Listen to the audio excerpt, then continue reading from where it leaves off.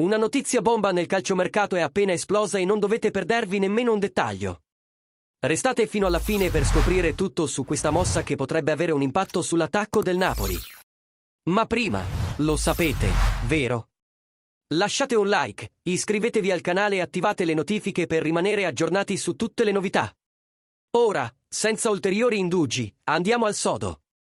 Il Napoli è di nuovo in contatto diretto con Edon Zegrova e il trasferimento dell'attaccante kosovaro potrebbe finalmente concretizzarsi nel mercato estivo.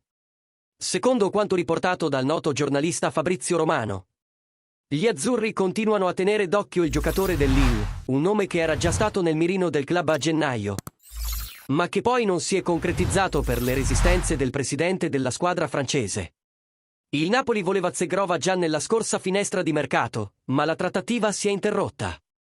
L'attaccante era pronto a raggiungere il Napoli, ma il Lille non ha reso facile la sua partenza.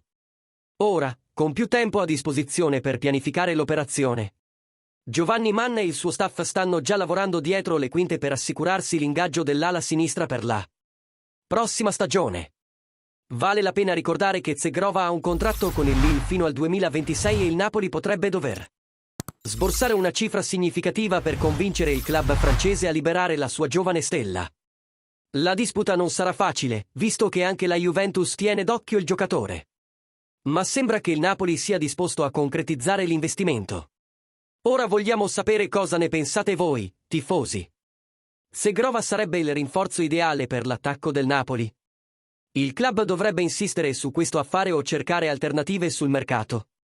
Lasciate un commento e partecipate al dibattito.